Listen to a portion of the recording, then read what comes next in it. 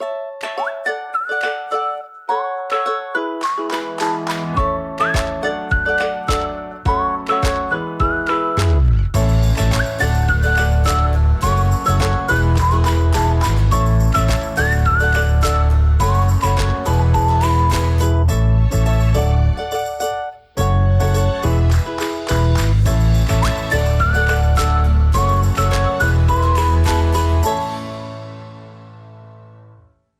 thank you so much for being here to talk about curriculum design this month. It's pretty exciting to be able to all be in one place and here to dive into the conversations. So Grace, why don't you start and tell us a little bit about how concept-based curriculum design is different to a more traditional curriculum design? So basically, the 2D curriculum, the two-dimensional curriculum, is just basically just contents and skills to cover, and there's no understanding involved in the curriculum. Therefore, compared to our CBCI framework, it doesn't really reach to the level that we want to reach, the deeper understanding and more abstract thinking. Yeah, absolutely. And what does that look like in practice for you, Lucy, as you design curriculum that does include conceptual understandings? How's that changed your approach in your school? We are a PYP school, so we have a PYP framework to take note of, and we also use the Common Core standards for most subjects, mostly American standards for the subjects. So one of the things that we do at the beginning is we go through the standards and we pull out all the concepts, and then we look at go back to the standards with a conceptual lens. We pull out the elements of the PYP to see what we need to do. So that brings the skills piece in with the ATLs, and the knowledge will come through the standards but through the concepts, and people are seeing how adding a case study to that and then getting people to be able to the students to be able to transfer that understanding to new contexts is really valuable. But it's a process. It is a process. It does take time but I think it's really helped people to build a depth of understanding about actually what are the standards and what are they asking us for, rather than just saying I'm teaching magnetism. We have to dig in pretty deep, and when you start digging in conceptually, you've really got to look at the parameters of what the kids need to know, but also what actually does that mean conceptually, and what are we trying to understand from this. So I have found that is one of the things that a concept-based inquiry approach adds to curriculum, is that clarity for teachers around, this is what I want my students to understand as a result of this unit, and moving from one understanding in a unit with the central idea in the PYP or the statement of inquiry or other programs to multiple understandings in the unit. We recommend 5 to 9. Then having each of those understandings gives you so much more kind of clarity around that scope of the unit. We tend to write the conceptual understandings, we write them to unpack the lines of inquiry.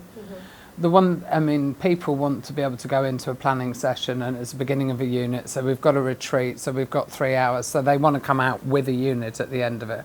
And that, with the conceptual piece, and when you're unpacking it all and really looking into it with some depth, they're not going to come out with all that activities written. They're not. In 3 hours they might have their understandings done, and possibly, if you've taught the unit before, maybe some questions as well. But I think that's important for school leaders to be aware of, that actually even 3 hours isn't enough to design a unit. I've always said a whole day, but actually it can take even longer than that, to design a really well thought out concept-based unit. And so giving teachers the time, 3 hours is a great start. It's better than 45 minutes or no time at all, but actually just giving teachers that time and space to say, what do we want to understand? Yes. Interesting. All right, Engy, what strategies do you use to engage teachers and other stakeholders in the community? You're working as a PYP coordinator, so your job is to work with teachers, but also parents, students, maybe even the school board. How do you get everyone kind of on board and on a shared understanding of? I think I always ask the questions of why we're doing what we're doing. And this stops everyone to think and make them think, why we're teaching this? Let's think, let's plan. And then we start from action and then we take it backwards. And the most significant thing that really worked in my school is using guiding questions and moving from a couple of questions, essential questions from a unit, to a list of guiding questions that are aligned to conceptual understandings, which made a big difference and created a lot of buy-in, because teachers started seeing, when we have more questions, we can easily see a process, and it's planned. Everything is planned. So instead of moving to planning learning experiences, activity-based learning, they started looking at questions and planning learning experiences that align with it, and it helped a lot in making things more coherent, and it created a lot of buy-in from the higher level, because you work up. I think it also it's about depth of knowledge and depth of understanding, and seeing students in action and having thinking classrooms. Lesson observations, when we do joint observations, it shows the teachers who are on board and are ready to apply learning. It just shows that the students are getting better, and this is how people believe in what we do. Yes, absolutely. And I think having those student examples of generalizations, the student work samples, is incredibly powerful evidence of learning. We'll see that in our student conferences, where students are able to talk in a lot more depth about what they actually understand as a result of their learning. So Grace, you've been on a journey to lead a lot of professional development around concept-based learning. How do you see teachers shifting their thinking in this curriculum design process?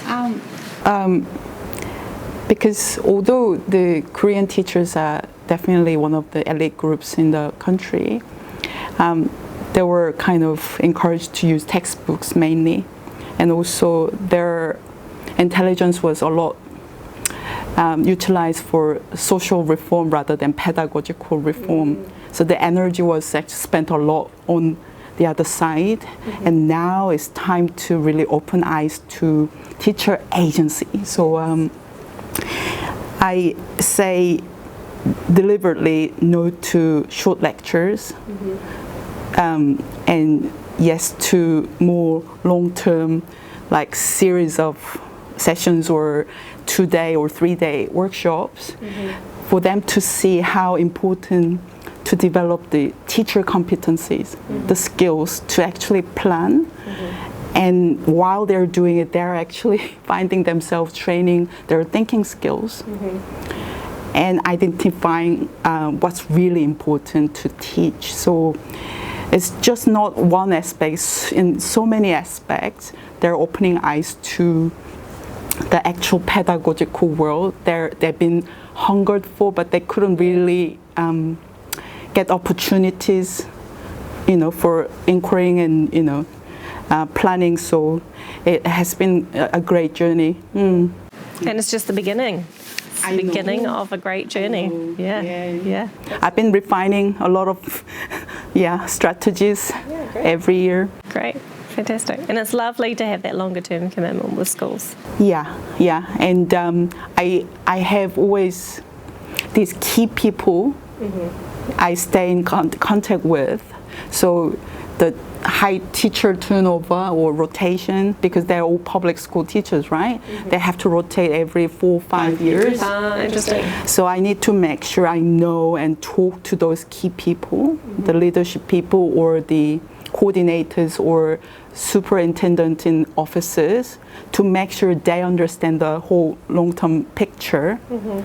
And they sometimes say, Grace, it's time for our Shin CPR. We've got this new cohort of teachers come in. You need to do the CPR, the usual stuff. Okay, how many hours? Perfect. So they know that they've got to, if they're going to maintain it. That's how I sustain the relationships, and also the inquiry doesn't get lost. Yeah. It's a lot of investment. Yeah, it is.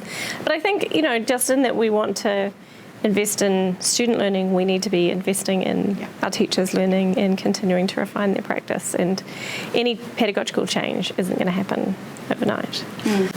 Giving teachers the time to really engage with the depth of the learning as well, because if you're putting CBCI in effectively, you are going deeply into it, and we can all sort of teach concepts up here without taking it very deeply. But I just did a session this week writing generalisations with team leaders, just to take it to level 2 and level 3 and really look at the effects of it. And it was a 20-minute learning hit, but people were like, oh, okay, right, now I understand you and your verbs and that it's more than that, and it's more than me just being pedantic with people and things, and just and starting to see what you can get from yourself, but also from the students when you take things that bit deeper. So it does involve a lot of investment in time. And it also takes modeling. So this year for the induction, I spoke to the heads and I said, I will be introducing some elements, but I'm not going to announce it. And then the experience that they will have in the session is as if they're concept-based learners. And so we started by having guiding questions, and then we had an inquiry into happiness, so a topic that they were already interested in. And then I used many of the ideas from the concept-based inquiry and action, and they were like, oh, that's amazing. I'm going to use this in my classroom. Just giving them some tools. Every teacher likes resources, right? So, and then by the end of every session, we will be reflecting about how much teaching, how much learning, deductive, inductive approach. And then they formed generalizations in a very simple way, which they did like why I said it's because we make connections, it's important. So see what we've learned. And I think it's been going in the right direction. And so we reached a point of, can we make a book study? And then our first book study will be about concept-based inquiry and action, but it happened gradually. I'm very keen that it doesn't become a buzzword, especially when we work in IB with requirements, and I'm very keen that it's not a buzzword, and it happens in an authentic way. We need to start connecting some of those of you who are doing book studies to share resources, because there's quite a few schools now have done book studies and done them really, really, really well. So to be able to start to, create a process for that, so that every coordinator in their own schools isn't sort of reinventing the wheel on that. Yeah, interesting. Lucy, talk to me a little bit more about assessment and how do we plan for and design assessment in a concept-based curriculum?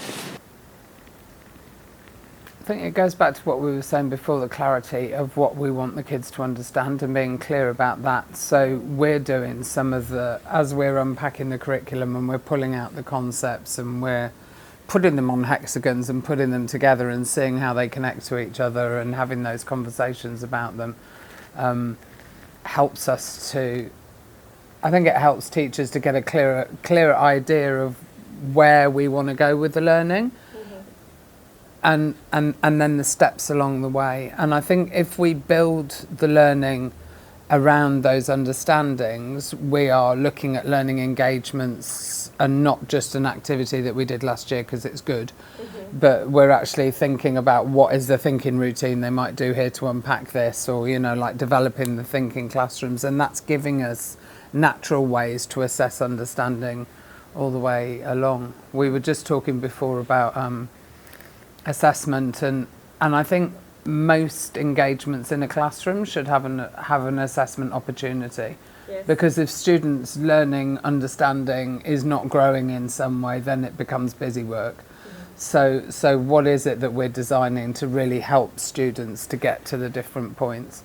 And what is it that we're helping them to design as well, because we're not necessarily doing all of it for them, and how are we supporting them in developing success criteria and and what do we do when students don't achieve the intended understanding in a unit? Because too often we keep moving on to the next learning engagement without kind of pausing and going, well, the student's showing me that they haven't yet understood.